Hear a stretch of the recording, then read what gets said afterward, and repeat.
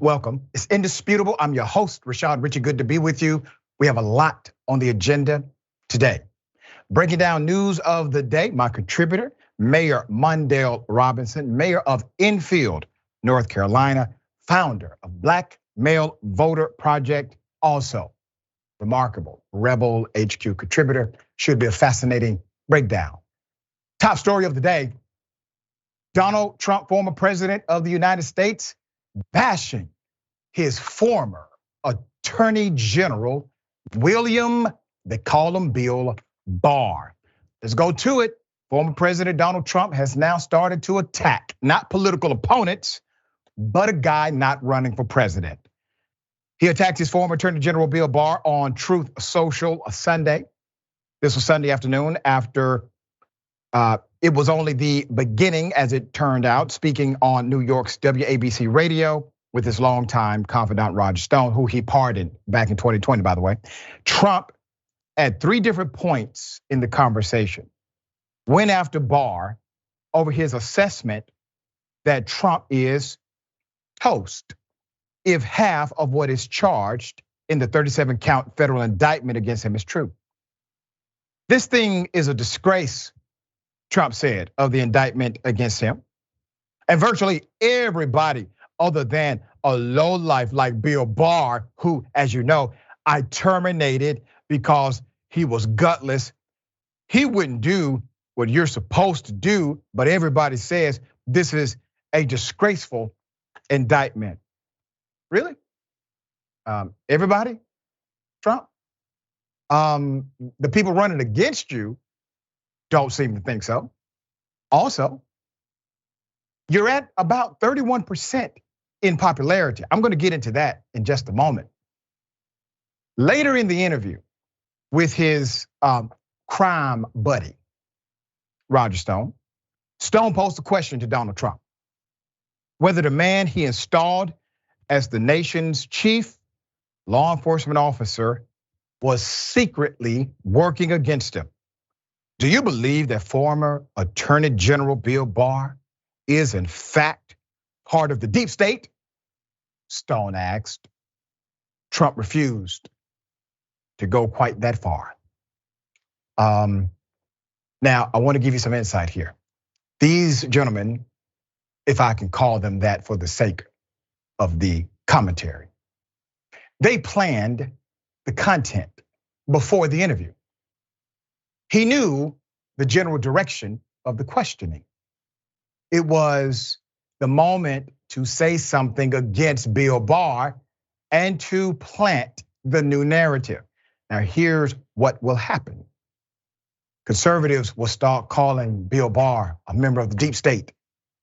This is a way to discredit anything he says from this point beyond. That's all Trump needed to do. And in order for Trump to do this successfully, he has to stop being the only one who basically puts the title of deep state on everybody. So Roger Stone is the guy with Donald Trump simply in the room. The base of Trump, they are well aware of what their orders are. This is also, in an indirect way, jury tampering before the jury is selected. He's trying to influence the mass appeal as it relates to this narrative and the charges against him. There's more. I think he's a coward, he says. I think he's a coward who didn't do his job. He said, adding, we had unbelievable people, as you know, in the administration. But we also had some that we got wrong, and Bill Barr was a mistake. The former president went on to take a personal shot at Barr, quote, and now he goes and he sits down. If they can find a chair for him, because it's not that easy. And he sits down and he just bloviates, and it's disgraceful. Trump said, it's actually unpatriotic. It's so bad for our country, just so bad. But he's got a lot of hatred. Trump literally is describing himself. Word for word, go back, read it, put Trump in your intent factor here, and it fits 100%. Trump literally is the personification of privilege. He can't see himself. He's unaware. He's not conscious. He has no ability to analyze his own behavior. Isn't that ironic? Completely ironic that when he was running for president and all of the Christian evangelicals were supporting Donald Trump, Trump got a question during one of these interviews where the interviewer asked if Trump had ever asked God to forgive him. Trump thought about it. And he said, no, I haven't. Wait a minute. According to Christian evangelicals, you cannot be a born again believer unless you have repented, requested God to forgive you. That interview is still available on YouTube, has millions of views. That did not faze Christian evangelicals because their movement was never really about spirituality or righteousness. Their movement was a political movement at its core, and a political movement trenched in the ideology of white male dominance. That's what it was about. The Bible was just one avenue to get you there. Politics was another. There's more. According to a new poll, even after Trump's indictment, according to a new poll from ABC News and Ipsos, which was conducted after the indictment against former President Donald Trump was announced, Trump's favorability rating stands at 31%. You may say, well, whoa, that's low. That's actually up 6 points from the last time the survey was conducted in early April. Trump's unfavorable rating comes in at 56%, which is down 5 points from where it was April. Now, let's talk about Biden's numbers, because Biden's numbers are virtually the same as Trump's. Biden doesn't have multiple criminal indictments against him, endless civil lawsuits, horrible negatives on record to the tune of Donald Trump. Why does Biden have such negatives, even inside of the Democratic Party? Failure of delivery of what you campaigned on. When I interviewed Vice President Harris, that interview is available for those who Google it. I made it very clear. You all are going to have a problem if you don't deliver. She pivoted to this, well, we gave you Ketanji Brown, Jackson. We gave you some things, but you did not give us the resume. You had a resume. That did not get delivered. All right, we should see how it develops. Mr. Mayor, what are your thoughts about this continuing saga? A couple things here. I think people shouldn't breeze over this idea of the Biden disapproval ratings equal or favorability ratings equal to Trump's because of their lack of ability to deliver. That is a real thing. Black people aren't used to getting their way in America. So we're not asking the Biden administration to show up in a way where you give us everything you said. But what we don't like is when you swear on your last name, like he did standing in Georgia, saying if black people gave him the 2 senators that we gave him in 2020, when we gave him the White House, that he would fight like hell and make us his priority, make our issues his priority. What black people have not seen from this administration is that we are a priority to them. We've not seen a fight. You can lose fighting for black people and wouldn't lose any support. His favorabilities would have been a lot higher had he been fighting on our behalf. You can't wait to midterm election to start talking about the George Floyd Act. You can't wait to midterm to start talking about controversial issues when you had control of both of that legislative branches. So on top of that, you go back to Donald Trump, like you said, he's projecting to the utmost. We know that. Bill Barr has one of the greatest resumes as it pertains to Republican bona fides. This guy worked with Ronald Reagan, then George H.W., and then this. So in any normal terms, Bill Barr would be the epitome of what Republicans were looking for, not Donald Trump. But like you said, Christian nationality has become Donald Trump's nationality, which is all about whiteness and white male privilege. And I think America can pretend all they want to, and the 31% of people that support Trump can pretend all they want to, but this is a white movement, period. Yeah, stoked in an ideology we have deemed to be inappropriate for this country.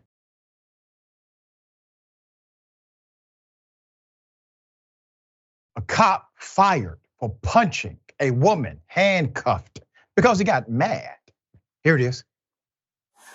Give me my paper back. Yeah, see how you instigate? Can you speak to me then? Don't spit. Oh, hey. Don't See what he does? Back off. See what he does? Back off. He hits me. He hits me. I want video of that. I want video of that. Just sit down. I want video of that. I want video of that. I want video of that. He punched me in the face. Damn, sit down. I want video of that. I didn't touch I will it. handle My it. hands are handcuffed. He punched me in the face. Did you see that? I have my handcuffs. I can't even fight back. Put up the picture full mask. You see, one day a real one is going to be in the room. And a real cop is going to see something like that. He's going to look to the cop and say, turn your ass around, you're under arrest. One day that will happen. This cop has been fired. He should have been indicted, should have been arrested. Now, for those who may say, and keep the picture up, well, Doc, that was assault. Yes, it was. But the officer did not have to punch anyone to eliminate the threat. She was handcuffed. Additionally, you don't know what was happening in that moment with her mental health or anything else. And lastly, an officer is the one who takes the oath to uphold the law. That citizen took no oath. The officer did. Officer Russell Maranto, a Loveland, Colorado police officer, was fired after allegedly punching a handcuffed woman who appeared to spit on him in a hospital examination room at the hospital, okay? In body camera footage from the May 20th incident shared Friday by the Loveland Police Department, the woman identified as Angelia Hall, almost 60 years old, spat toward the floor while she continues to demand that they return the piece of paper to her. She continues to yell before doing it toward the officer. In a video statement Friday, the chief, his name is Tim Doran. He praised the second officer for stepping in and said that the officers were, and I quote, verbally harassed by excessive profanity and periodic racial slurs. That's what he said. He said a supervisor was called to the examination room and the incident immediately reported. Loveland, our police department is filled with brave, respectful, and honorable public servants. And we all agree inappropriate conduct will never be tolerated or downplayed by your department, he says. Well, Chief, he physically struck a handcuffed individual. You fired him because it was illegal, not because it broke office policy. You don't have an office policy that says, hey, you can't do this. You don't need that office policy. You know why you don't need it? Because you have a law that says you can't do it. There's more. The district attorney's office, DA's office, still looking into this, considering criminal charges against Officer Maranto, 28 years of age, police said. Hall was charged with third-degree assault, police said. At the time of the incident, the officer had been with the department for less than a year. It's not clear if he has an attorney who can speak on his behalf. The police union did not immediately return a request for comment on Saturday.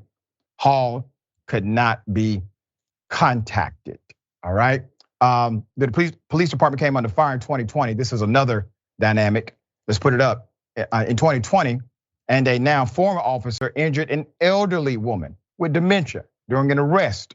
The officer, Austin Hopp, pleaded guilty to charges related to that arrest of Karen Garner and was sentenced to 5 years in prison. Seems to me, Chief, your officers have a hard time keeping their hands off of people with handcuffs on their wrist. Once again, police reform is required, but you gotta stop thinking reform and start thinking replacement. And even when replacement happens, there has to be accountability. You and I saw a criminal act. She got charged. She got charged for what she did to the officer. The officer has not been charged. Wait a minute, the same investigators are looking at the same tape. If you are able to be a detective and figure out, well, this is a crime, what she just did, how is it that all of a sudden it takes you weeks, months, a year to figure out what he did was a crime too? The math doesn't add up. All right, Mr. Mayor, you being a mayor, you have to provide supervision to your city, including police. What did you see? I saw the exact definition of what's wrong with policing in this country. First of all, you see this guy antagonizing. She's already in a handcuff. You don't have to put your hands on her. Why are you still engaging in the conversation if she's being racial, if she's hitting you with racial slurs, if she's cursing at you, which is not a crime? Why are you still engaging with her in a manner that's gonna antagonize the situation? We already know it's a hostile situation. She's in an examination room, which tells us something has already happened. So why not defuse the situation by walking out? She can't hurt herself. She's in handcuffs, and then you punch her in the face. This police chief, the department, and all can say whatever they want to. You have a problem, the same problem that all of this country has. It's our policing department. It's not meant to maintain and handle people that are having mental issues. And I'm not saying that this woman was having mental issues, but the fact that you're sitting interrogating or investigating or antagonizing her, all of this is the problem. And then the DA is still looking into possibly charging this person. He punched her in the face. Had a civilian punched a police officer in the face, every police in there would have had their knee on the back of that person's neck. I can't understand for the life of me why this police officer is getting a pass. Right, and once again, Chief fired the guy quickly, all right? So we all know what happened.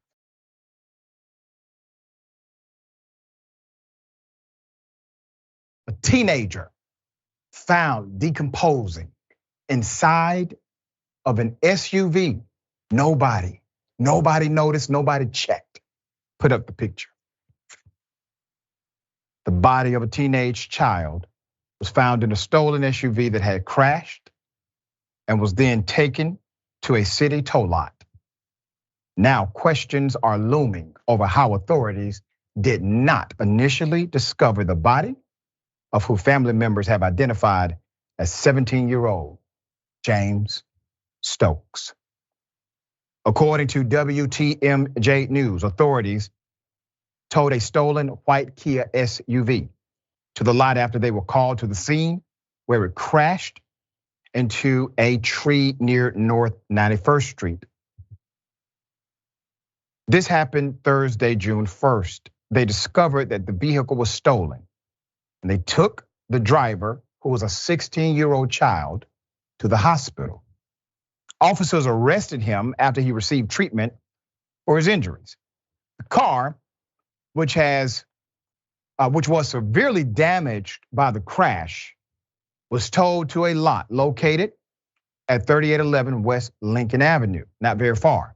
Then, days later on June 5th, Milwaukee police got a call that morning for service at the tow lot.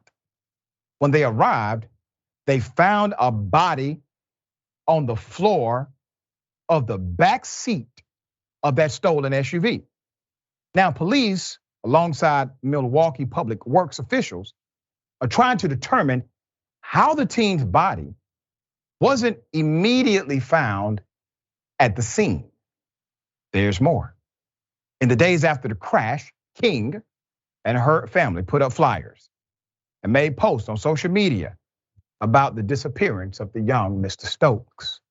King told Fox 6 News Milwaukee that she attempted to file a missing persons report shortly after the crash, but was told that not enough time had passed for authorities to address his case. She knew he was with a friend that night, and the friend was in fact injured in that crash near 91st. The Milwaukee Police Department does have a procedure for searching towed cars. Their protocol states in part, for the safety of members, towed vehicles shall be thoroughly searched.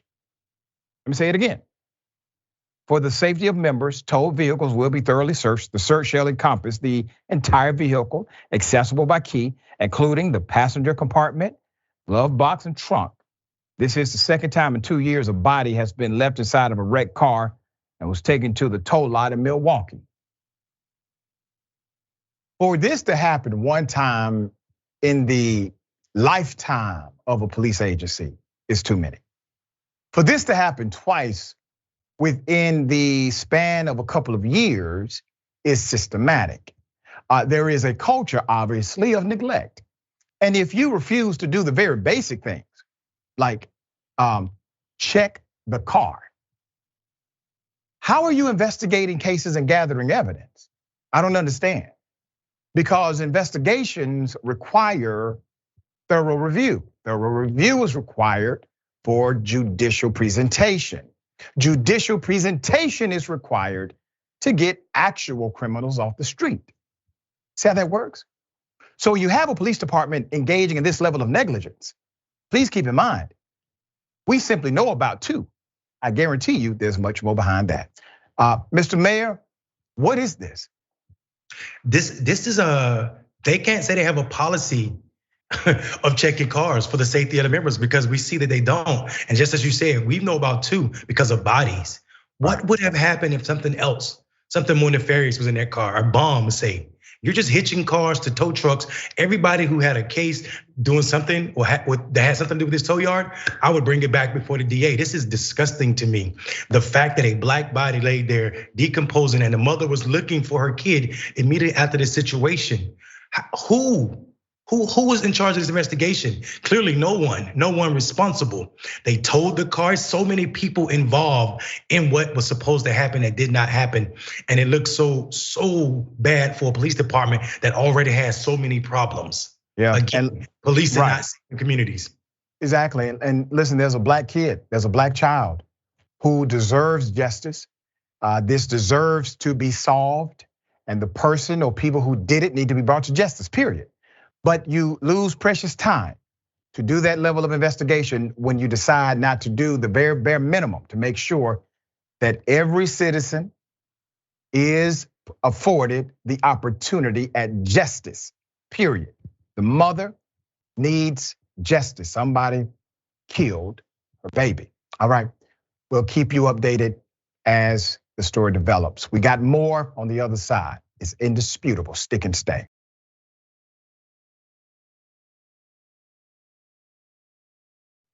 All right, welcome back. We have a lot of show left. Let me read some of these amazing comments. Mo Fury says, I hope Trump's prison sentence includes 2 hours a day of forced therapy and a kale salad. That'll do it. Forced therapy and a kale salad. No more McDonald's.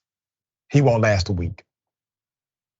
All right, Trista, the great Trump irony is that if he accepted the 2020 election, and returned the classified documents, based on the current polling, he would have a road back to the White House without a sweat. You're so correct. You're so right. You are so correct. I mean, the man would probably be leading Biden by like 20 points right now if he didn't get it in his own way. So thankfully he did. Gives us a chance in hell. Moon Dragon, thank you, Moon Dragon. I appreciate this. Loveland again. They sure love assaulting older women there. See the pattern? Tyler Hackner, thank you so much. Gifted 1 indisputable membership. Really appreciate you. Another one. All right. Thank you again. Soul Life, welcome to Indisputable. Soul Life gifted 5 memberships and then came back and did 20. Thank you very much. And Twitch. Jesse James, 702, Trump needs absolute loyalty. But look how he does his toadies. All right, got something for you. Ladies and gentlemen, I wish a Karen would. You wanna call the police on him for having a barbecue on a Sunday. I feel free, back off! I'm gonna tell them there's an African-American man threatening my life. Flight Security of the Year. I'll never put anything in my goddamn bag. Don't touch me. I'm trying to get away. It's okay. I will sue the out of you. You can't open my bags. I'll sue the out of you. You can't open my bag. Demon.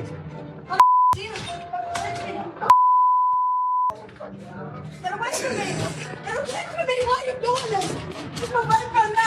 Get away from me. You don't have the right to do this to me. You can't put anything in my bag. Open the bag. No. Get away from me. I never put anything in my bag. Show me the video. I'm showing you. Show me the video of me stealing. Give me my fucking bag. That's my bag. I'm pregnant, you. I'm pregnant, you. Give me my bag. You never saw me put nothing.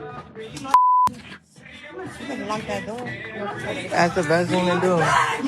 Give me my bag. I'm pregnant. Give me my bag. I don't put anything in my bag. You never saw me stealing nothing. I don't have anything in my. I'm pregnant, you guys. You are going to lose your job. You're gonna wonder why. Okay, so they found the item, and let me contextualize this properly. This is at the Five Below store. Okay,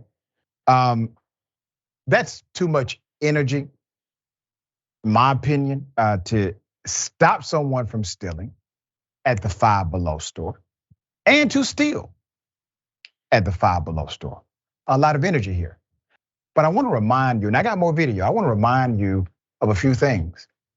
The security guard, loss prevention guy, he's not trying to assault her. He is just trying to get the item out of the bag that obviously he saw her put in the bag.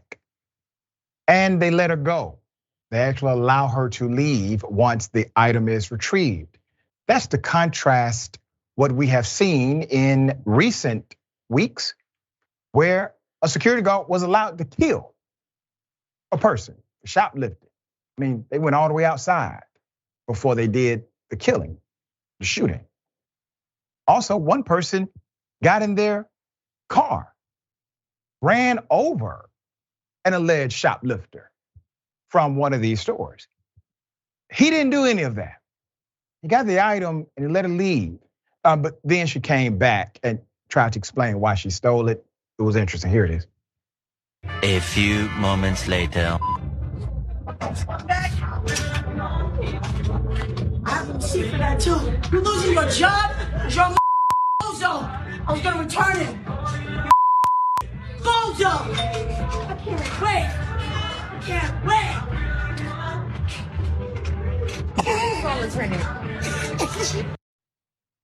She was going to return it. Now, I gotta say this. Once again, they let her leave, come back in, talk ish, leave again. Nobody arrested her. Nobody even threatened to. Look at the video. They retrieved the item. I have to say, this is such a contrast to what we have been seeing around this country. Now, once again, I am not for assaulting someone because they committed petty theft, right? Human life is more important than that. But you clearly saw they weren't interested in trying to harm this person, like physically, be vengeful, like we've seen in other cases. So this was a little different. Mr. Mayor, thoughts here? Yeah, listen, we can have we are brave enough and strong enough to have a nuanced conversation. The behavior that makes you a Karen is not shoplifting because you are poor. We're not talking about poverty and the effects it has on people and why they take things. We understand that America is extremely expensive, and only benefiting, for the most part, the top 1% of this country. We see that. We understand that. But what we're talking about is the behavior, the whiteness in all of this. Her ability to walk out that store unharmed, unchoked, or dead, and come back in there again with that same energy, that same whiteness. That is a real thing. And that is not tied to poverty. That is tied to the way this country is set up and operates, period. Well said.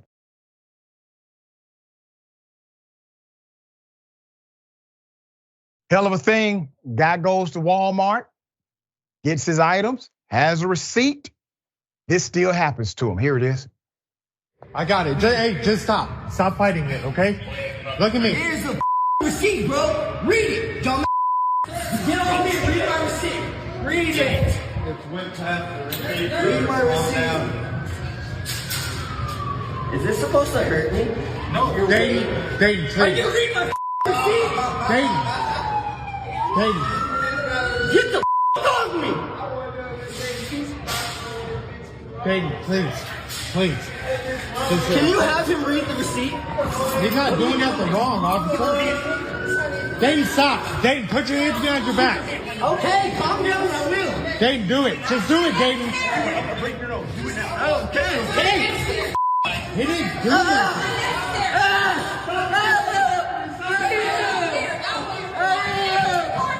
My hands are behind my back. I'm not. He didn't steal nothing. I'm not resisting, bro. You didn't break my arm. Why was he accused? Why was he accused? He had no reason to be accused.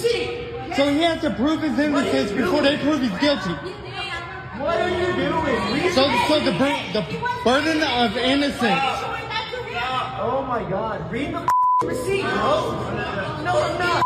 I didn't break no law. So the law is burden on innocent and not burden of guilt. I'm not getting next to these. They'll throw me down like that. Make sure you get his receipt. Okay, it's on the floor. Hey, there's his receipt that he got accused of stealing. Look, she handed him the receipt. Everybody. It was like a chorus. They were singing the same tune. He has the receipt. There's the receipt. But officer, he has a receipt.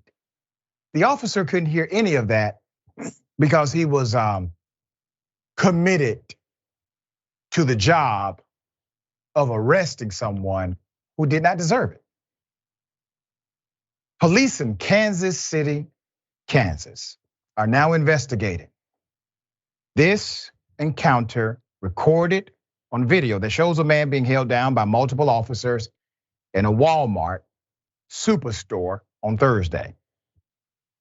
Christopher Enlow, an uncle of the man in the video, posted on TikTok, said his nephew had gone into the store to get food for his family.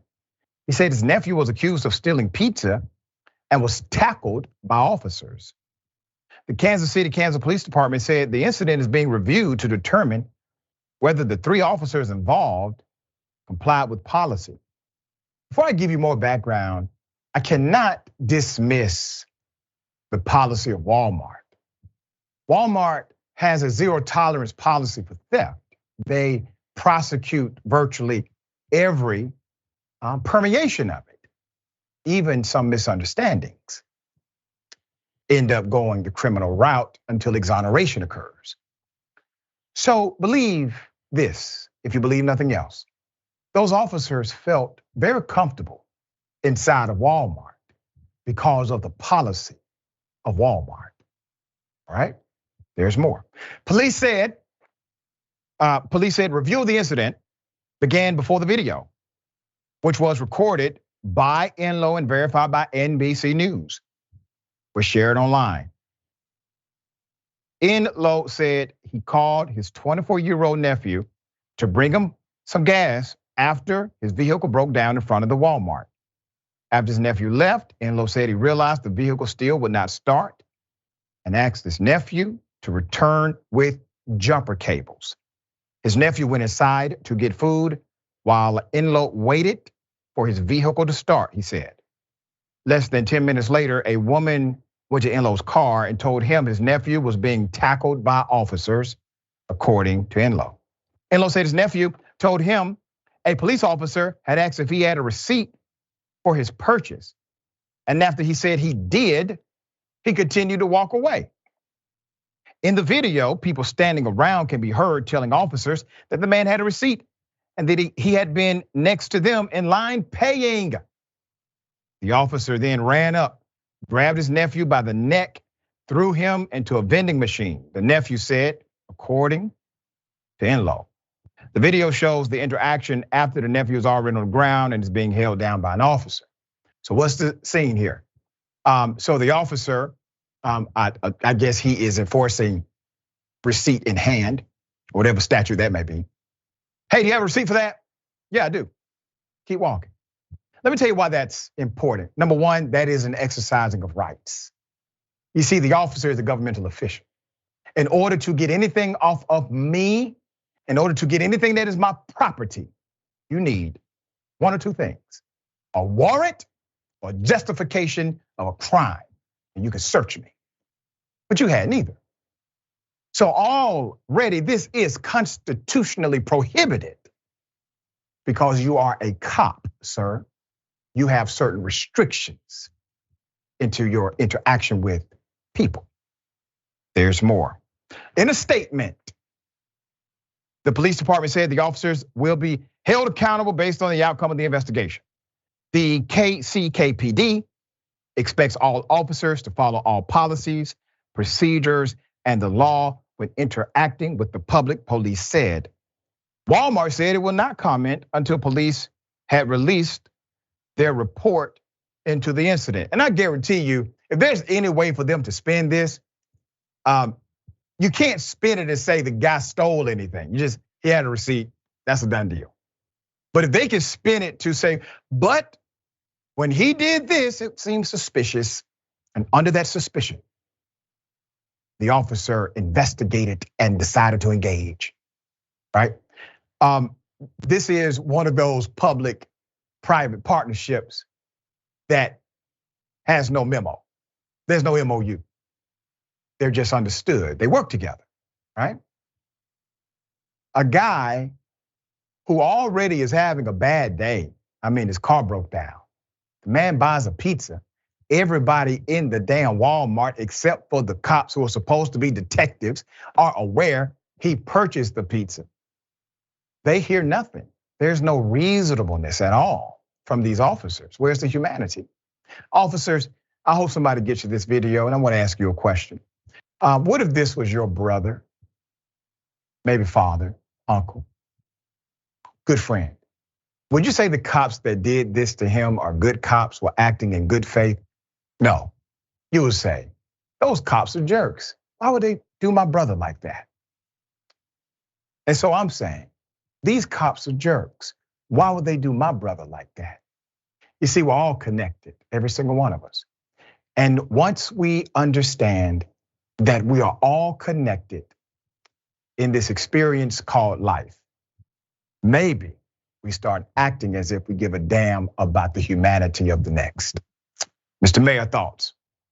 You, sir, just laid out the problem with policing in America. Again, America's history, if you know the history of police in this country were not to protect individuals, especially not poor people, working people. It was about businesses having someone protect their stuff. Walmart using the public dollars and police in our uniforms to accost people in this manner over a 79-cent or $1.59 pizza. The man had the pizza box laying beside him on the floor. He had a receipt. Neither one of the officers that came after he was already on the floor even looked at the receipt. They didn't care about it. When they dragged him away, somebody had to give the third officer, the receipt. And the police department talking about after the investigation is over? Are you telling me you have a policy after we've seen so many black men be killed by knees on the neck? You still have a policy where that's legal? Because that was happening in that video. We saw a knee on the neck in the video, 300 miles from Ferguson, where this country caught on fire for the killing of a black boy. We saw this. We also saw officers trying to break this man's arm. He took his arm, bent it backwards, put his knee on the edge of the joint. That is a wrestling move. We cannot sit still and act as if this is normal. Walmart has a role in it, absolutely, because like you said, their policy is to go after everybody for anything. And even while they're robbing the taxpayers, because 40% of their employees are qualifying for welfare. Let's talk about that. And then on top of that, you using police departments as if it's a public service, when in actuality, you're being cheap because you're not paying a security firm to do the service. I hate the idea that we work in a country or live in a country where business can take advantage of public like this. And the idea that these officers are not already charged is again what I will say, the problem with policing in this country. Yeah. Accountability. None of this is difficult. It simply takes will. All right, we got more on the other side. It's indisputable. Stick and stay.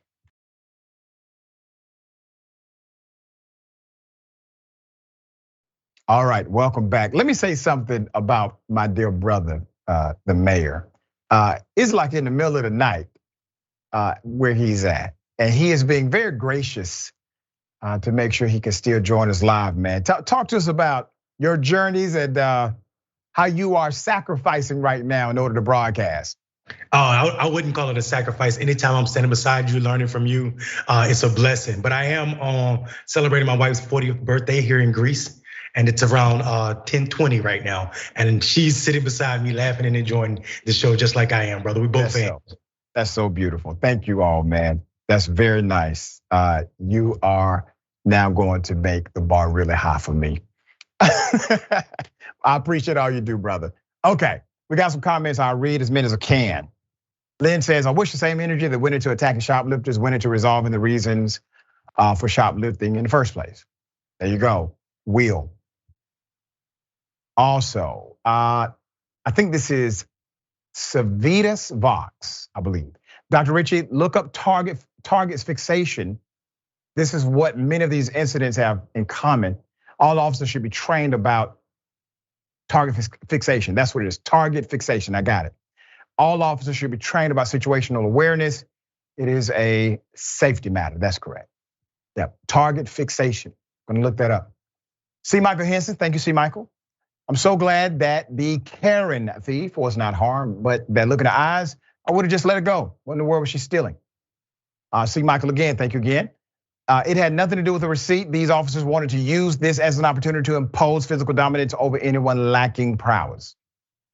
Trudy Lawrence, remember for 10 months, thank you. I heard of $5 prostitution. Now we have $5 below Karen, no killing or pimp violence. That's right. 32 Antoine, get the 5 indisputable memberships. We appreciate you so much. Twitch. Joe DJ. Wait, police are investigating police? Oh, we are gonna get proper justice. Exactly. All right. I don't know how to say this, but to just say it. Dead raccoon left on the mayor's doorstep. Let's put up the picture full mass. Okay. In Oregon, a person reportedly left a dead raccoon along with a hate-filled message at the front door of the Redmond mayor, Ed Fitch's law office. The note, which the mayor calls racially hateful and intimidating, mentions both him and a black politician, Councilman Clifford Evelyn. The Redmond Police Department and City Manager Keith Witkowski were immediately contacted upon discovery, prompting the police to begin investigating the June 5th incident as a possible hate crime. Quote, it was clear in my mind, a hate message mostly towards the counselor, Evelyn, Fitch said. The mayor, who is white, did not go into details about the sign, but said he felt bad for the council person. It seems there are some people in town that can't accept the fact that Clifford is black and is on the city council, he said in an interview with The Bulletin. Evelyn is a retired police officer, ironically, was elected to office in 2021 with the promise to be a voice for the people of Redmond. As a voice that represents character, integrity, and transparency. Evelyn is not afraid to talk about his views on critical race theory. He believes the community, including educators, churches, and families, all have a responsibility to teach American history honestly. He believes the only way to do so is to present it void of perspectives that promote hate-filled conversations of racism, which he believes is destructive of society. Let's put up the chief. And before I get to the chief, I just want to say this. If the councilman would have simply, while he was a cop, just shot a black person, that raccoon would not have been at the office of the mayor. Redmond Police Chief Devin Lewis released a statement saying, and I quote, no tolerance for hate speech of any kind against any person or group. He continues, we will work swiftly to resolve this case and seek to hold those who did this to our community responsible. Police are requesting community members to step forward with any information about the incident. Let me give you some town stats of Redmond. It is a town less than 40,000 people. Of those residents, more than 89% of them are white. Less than 1% identify as black or African American. That's according to the US Census data. And with those stats, sir, I'm going to say this is going to be an unsolved crime. Now, if it does get solved, I will bring it to you right here on Indisputable. I do have a question about the mayor. You have a law office. You're the mayor. Why don't you have a camera, ring video doorbell, something? This person left it right on your front steps of your business. Most people would assume that a business, especially the caliber of business that you have, a law firm, and you're the sitting mayor, that you have a camera. So I'm going to give you your first clue, sir. Whoever did this has been in your office before, and they are aware that you have no camera located in that vicinity. Tell the police chief I gave him that one for free. All right, Mr. Mayor, you are the mayor of a town yourself, right? Security is an issue. I mean, a ring video doorbell is the bare minimum that you should have in front of your building. What do you think happened here? Listen, this is we can't untie this from Oregon's long history of anti-black. This is a state that one time made it illegal for black people to be there, right? Illegal for black people to be there. So we should definitely consider that. Here's what's the irony of it. Because it was left at the business of the white person involved in this situation, it's a national story. We hear about it, we get notice of it. People forget, I mean, you covered the story when I tore down a monument, Doc. Yep. That we were getting death threats, are getting death threats on a regular basis, my wife, myself, so much so that we had to have security at times. Now, North Carolina is no North Carolina law enforcement, not the town where I live, not the state police are investigating them death threats. The idea that this is not an anomaly in this country is so sad. And it's also a point that we shouldn't be surprised that black people in Oregon and anywhere are still getting death threats for speaking up about the harms of black people, especially when we see white nationalism on the rise like it is right now in this country. Yep, there you go. All right, we will update if there's an update coming. A mother recruits her daughter after killing the daughter's grandmother. Candace Craig, 44 years of age, has been charged with first and second degree murder in connection to the death of 71-year-old Margaret Craig. Her daughter is 19. The 19-year-old, Celia Hardy, has been charged with accessory after the fact because authorities claimed she helped her mother attempt to dispose of the grandmother's remains. So sad.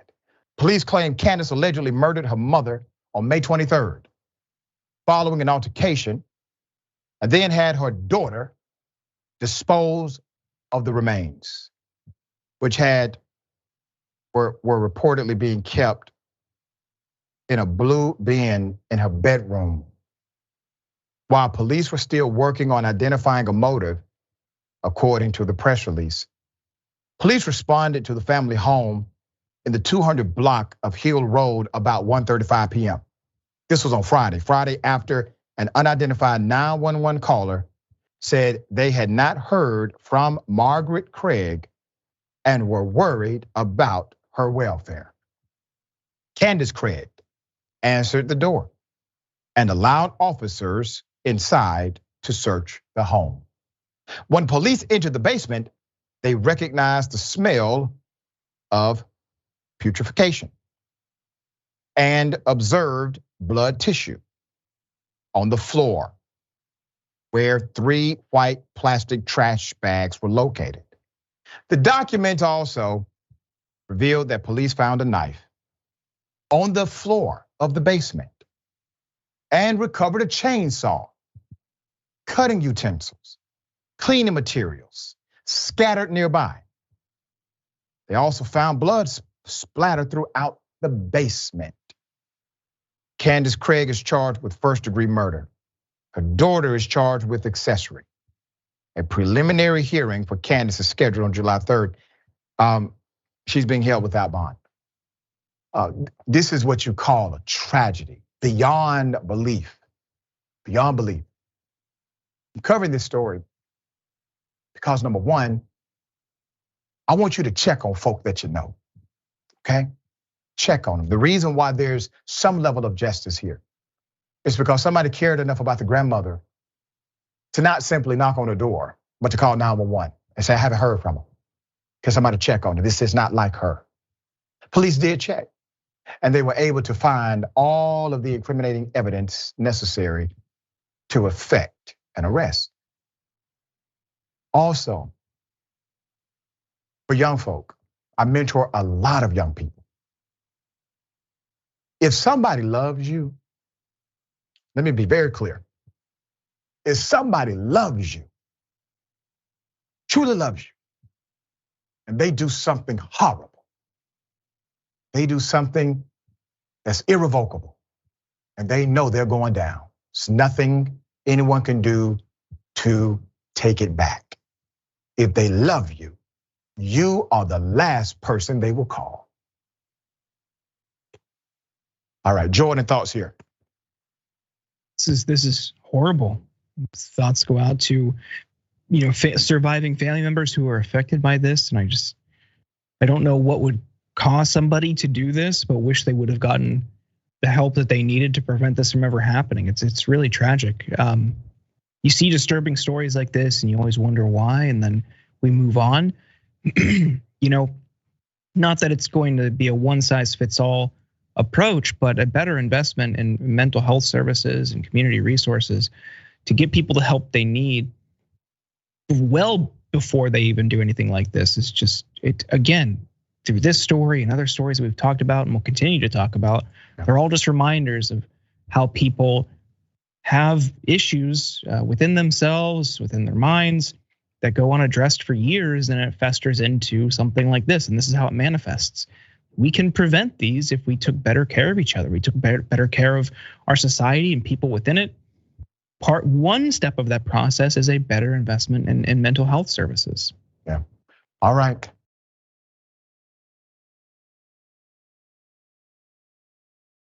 The neighbor who killed a black mother, who was not arrested until a national movement told the cops, you gotta arrest her. Well, she has a long history of being aggressive and violent. Let's put up the picture for a mass. We were able to deduce some of this from the initial report. Now we have it confirmed. 58-year-old Susan Lorincz, the white female who was arrested and charged in the fatal shooting of a black mother of 4. AJ Davis was her name. She admitted to detectives that she called the victim's children racial slurs in the months leading up to the incident. According to neighbors, the killer has a history of harassing children, and since her arrest, they've been exposing her erratic behavior towards them. Phyllis Wills, 33 years of age, has lived in the neighborhood for about 15 years. She knew Owens and knew of Lorincz, the killer. Quote, because she used to come outside all the time and harass our kids, she said. Everybody in this neighborhood has feuded with this lady over our children. Sharna Mondale, 36, who has lived in the neighborhood for about 12 years, said the killer was a problem with kids. Lorincz used to come outside and she used to record them constantly, and she'll just flick them off while she's recording the kids, calling them out their names, said the mother of 4 children ranging in age 10 to 19. Mama, Karen called the police on us today, Moselle said her daughter would tell her. From leaning on her horn, waving guns in the air, and speeding around children in her truck, Lorincz is accused of doing everything possible to torment little kids from being little kids, though the scene of Owens' shooting sent a shockwave from house to house. Now I got more, but let me just provide some insight right here. She waves guns toward children. She harasses them, calls them racial slurs, drives her car in an aggressive manner around them. I want you to imagine if this was a black male doing the exact same thing, walking out of his home, waving guns at children, calling them racial slurs, driving his car in an aggressive way as if to harm them. See, this is why racism is deadly. Because if they would have treated Miss Lorincz, the killer, as she presented herself, the black mother is likely alive today because the threat would have been removed. This is why racism is deadly. There's more. Susan Lorincz, 58 years of age, admitted to detectives that she did, in fact, call the children the N-word. One child told deputies that the night of the shooting, Lorincz came out of her house, gave the children the middle finger, and also said this: "Get away from my house, you black slave," according to the report. According to the sheriff's timeline, Lorincz called the department at 8:54 p.m. on the night of the shooting to say kids were threatening her and trespassing. She had previously placed no trespassing signs in the grassy areas, despite those being shared areas and not part of her rental property. Lorincz said in court she does not own the property in which she shot and killed a black mother from. You got to connect the dots, cause and effect. Okay, this never should have happened. Mother knocks on the door.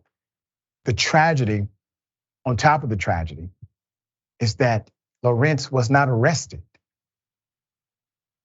It was a murder. The police report even said she hit a kid by throwing an object at the kid earlier. Still, she wasn't arrested at that time. They could have at least arrested her on child abuse charges, kept her in for the period of time to investigate for the murder charge. Easy, low-hanging fruit. Mr. Mayor, thoughts? Unfortunately, in America, a white woman is never low-hanging fruit, even when a case is cut and dry, as what you just laid out. It is absolutely disgusting that this person is in this neighborhood where she does not own the house, and I'm not talking down on renters. But the idea that you went beyond the yard that you were renting and put no trespassing signs in shared spaces to keep black people out of those spaces is undeniably disgusting, and by definition, the problem and the privileges of white people in this country. Not all white people, but those who subscribe to the idea that black kids are still slaves and that they are the N-word to them. This is disgusting on so many levels. The landlord of this property should be questioned. How is this person renting a house with a neighborhood that seems like it's filled with kids, and she's got a long history of harassing these kids? Yeah. Check who you renting your property to. This racist white woman shouldn't be able to rent from anyone. Now she's gonna live rent-free, hopefully, for the rest of her life in prison. Yeah, and you bring up a great point about the landlord. If this landlord known or should have known of the potential here, there may be a liability. All right, we got more on the other side. It's indisputable. Stick and stay.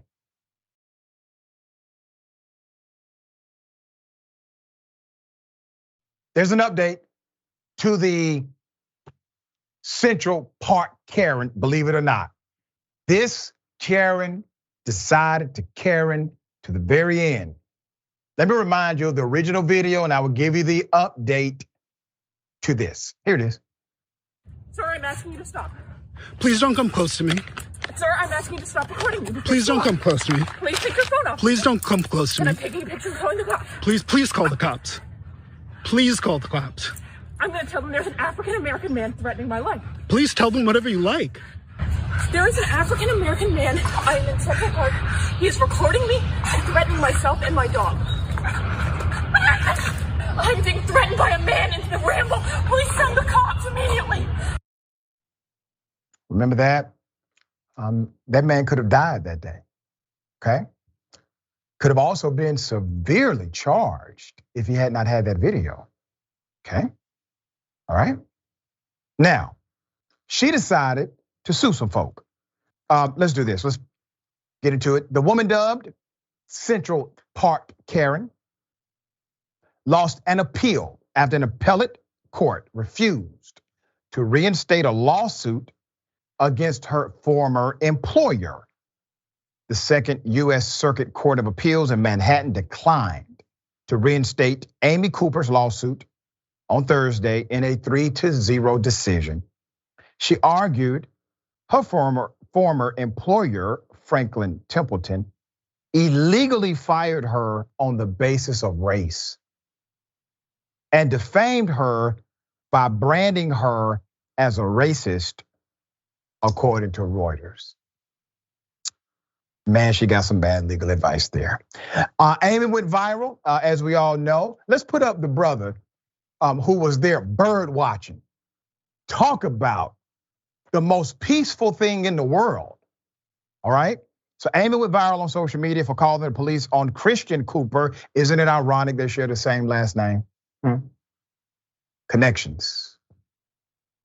Christian Cooper in May 2020 after he asked her to put her dog on a leash.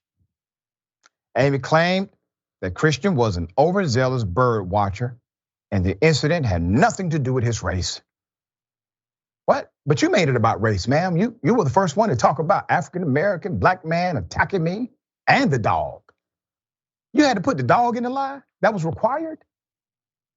Okay, she was fired the next day from a job, Franklin Templeton, where she worked as an insurance portfolio manager. The company did an internal investigation and released a statement that read, "We do not tolerate racism of any kind." She was also charged by the Manhattan DA in July 2020 with falsely reporting an incident in the 3rd degree. The charge was eventually dropped. We reported on that right here after she attended a therapy session or therapy sessions on racial bias. I'm sure that worked. Christian chose not to cooperate in DA's investigation to pursue charges against Amy in 2020. Amy originally filed the lawsuit in May 2021, but it was dismissed by a US district judge, Ronnie Abrams. That was September 2022. She claimed that she was also being discriminated against by her former employer because of her sex, okay? And the company defamed her and caused her emotional distress. Meanwhile, Christian is set to host a new television show called Extraordinary Birder with Christian Cooper, premiering on National Geographic later this month. I would like everyone to support and check it out. All right, good guy wins, bad person loses. That's how it works. Mr. Mayor, thoughts? Listen, I don't understand why Peter is so quiet on this. She was literally almost about to hang that dog. Right. She was the one that was ready for that dog. I'm super excited that this brother got a TV show out of this. I'm upset that he didn't go along with the DA's investigation because it's not just about yourself in these situations. Every black person that comes into contact with this woman is in danger. And we see that training did not help her because she's still at it. Yeah, it was quite interesting. She claimed they were racist for firing her for being racist. God almighty. Man, if I had that kind of confidence, sir, I would be president of the United States. All right, Mr. Mayor, I appreciate you coming on the program. As always, dear brother, tell people they can follow you, check out your great work. Yeah, I'm at Mondale Robinson on all social media platforms, and please check me out on Rebel HQ. Thank you. Thank you, my friend. All right, the bullpen is next. Stick and stay.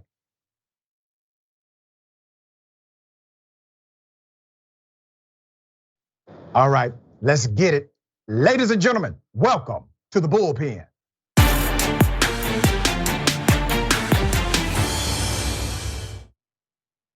All right, we have Ms. Lee Carter. Ms. Lee Carter oversees a diverse range of communication and language strategy, has worked for Fortune 100 and 500 companies, a very sought after communication expert.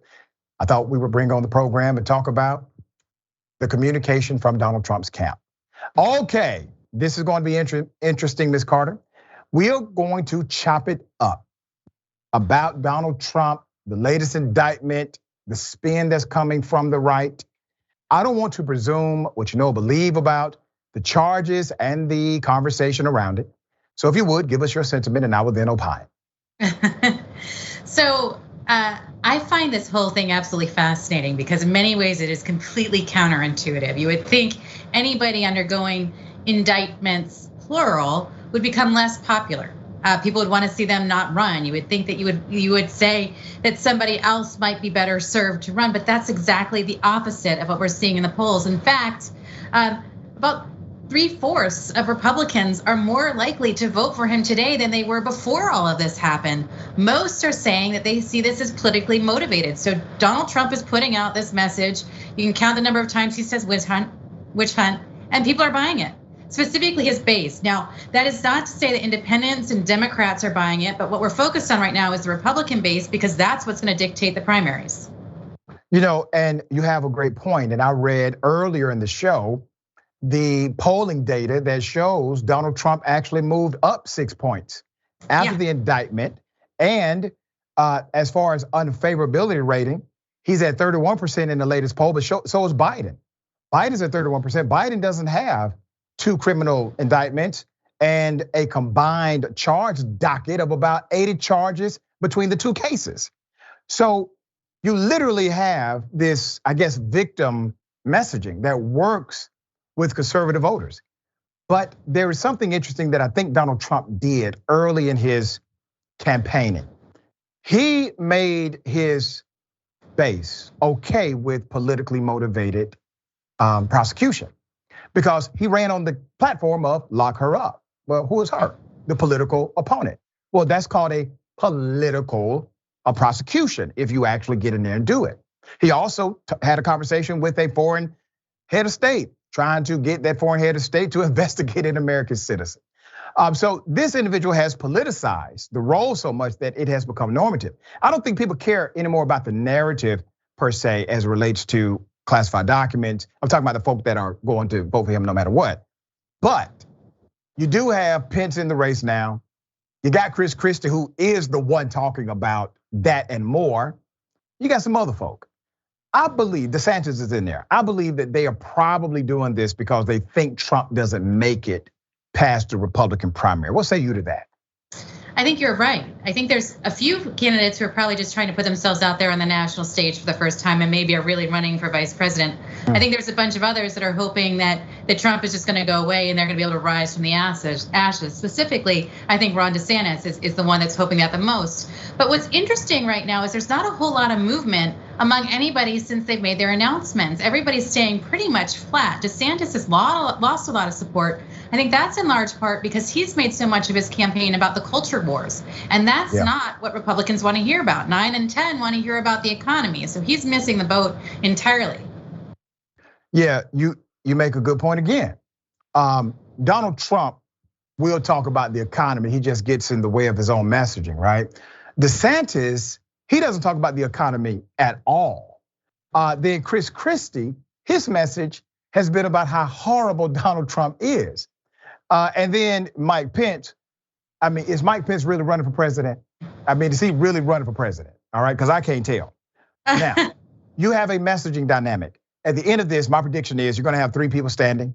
Those 3 people will be Trump if he makes it through the primary, DeSantis and Chris Christie. And I say Chris Christie because he has carved out a lane unique to everybody else. His lane is, I want to tap into the voters inside of the Republican Party and some individuals who are moderate, willing to vote in the Republican primary, like Georgia, you can do that without declaring. He wants those individuals, and that's not a split base. Everybody else splits a base. Everybody else splits a very conservative, traditional base. DeSantis may start splitting some of that Trump base, depending on how the campaign goes, but no one has Chris Christie's lane. Do you see it similar? Well, I do, but I also can't help but wonder if Chris Christie isn't the Republican sacrificial lamb out there trying to take down Trump. He is swinging hard, and we've seen this before. It is impossible to take Donald Trump down. That's why they call him Teflon Don. And so when you're running against him, it's really, really difficult. So the question is, are they doing this so that somebody else can take all the hits and let somebody else more optimistic stay pure? So I'm really interested about Tim Scott. Now, he has a totally different lane. He's very, very optimistic. He is a true conservative, but in his America always has been and always will be great. He tells amazing stories. He's a very, very different candidate. But if he was to start taking hits at Trump directly, it would be so out of character for him. But when you look at consideration of the candidates, you haven't seen polling, if you had to vote tomorrow, change that much. But consideration of Tim Scott has tripled since he announced. He's now got 21% of Republicans saying they would consider him. So I think he's somebody interesting to watch. He does have a unique lane. Chris Christie, I'm not sure, is he really running or is he running against? Ms. Lee Carter, I gotta say this, all right? You really think Republicans are going to vote for Senator Tim Scott to be the leader of their party and this country? You really believe that? I believe it's possible. I do. Right. It's a long way away. I think he's got a lot of the elements that people are looking for. I think a lot of people are tired of the angst and the rhetoric that is so negative. And he is somebody that's very different. Now, I know we all say we want to hear more optimism and want to hear more happiness and all of this. In the end, our eyes can't seem to get off the chaos. But I think he is one to watch. If anyone can do it, I think maybe he can. That is so interesting. You know, Republicans play with black conservative candidates and make them number one for a period of time. You look at the history. Hell, Alan Keyes was polling in double digits when he was running for president. They knew good and damn well they weren't going to give it to Alan Keyes. They did the same thing with Herman Cain. Herman Cain was number one. Herman Cain was polling number one in the Republican primary for about 2 weeks, right? So they do that with black candidates routinely. They never make it to the end, dear sister. They never make it to the end. It's always kind of a bump in the road somewhere. Now, Tim Scott, he does have a unique campaign. His style is optimistic, good for him. But he refuses to address the reality of racism even inside of his own party. There's racism in both, but he refuses to address the racism inside of his own party. There are individuals who are just as antithetical to him in the Republican Party as they would be to me in the Democratic Party. So unless there's some, I don't know, magic wand to make these people forget about their own historical biases, I don't see Tim Scott making it as a last man standing because of the sentiment and the personality that has permeated in the Republican Party of late. What say you? Well, look, I see what you're saying. There's a lot of candidates who have had a surge and then gone by the wayside. Look at Ben Carson as well. Yep. I think Tim Scott is different because he's not denying that racism is real. He's saying, I don't want to define ourselves by it. He's saying this isn't what we should. I don't want the story to be that I am the exception. I want this to be the rule. So I think he's trying to change the narrative and change. But Ms. Carter, in all due respect, if it's not true, it's not true. The truth is, we're talking statistically, the truth is we have to be honest about how race plays out in social context. Because if we don't, we can't solve it. We can never resolve what we fail to acknowledge. And while he is promoting this positivity as a campaign style, it lacks the necessary prowess required to attack it and fix it. So I'm glad that he has a positive outlook on life, but that doesn't put food in the mouth of those who are poor, nor does it give a black kid access to college who deserves it. You have to address these things head on by actually being willing to talk about the problem. Do you not agree? You know, there was another candidate who was criticized for the very same thing, and his theme was hope and change, and people wanted to hear more teeth and more specifics. And he ended up going all the way to the White House, not just once, but twice. So I think there is an appetite for this kind of soaring rhetoric and a change in direction. Yeah, but President Obama also talked about systemic racism. President Obama also talked about, while he was candidate Obama, the racism in his own family. Racism when he became a senator. Policies that contribute to the downfall, continued lack that exists in urban communities. So while he had a very positive campaign, you are correct. He also contextualized properly some of the problems that needed social remedy through our government policies. Ms. Carter, we gotta have you back. Good to have you on the program. You made a good case for Senator Scott. I gotta say, he needs to hire you if he has not already done so, all right? Yes. Thank you so much. Thank you. All right. Remember, take care of yourself, take care of each other, take care of the planet. Remember, the truth is always indisputable.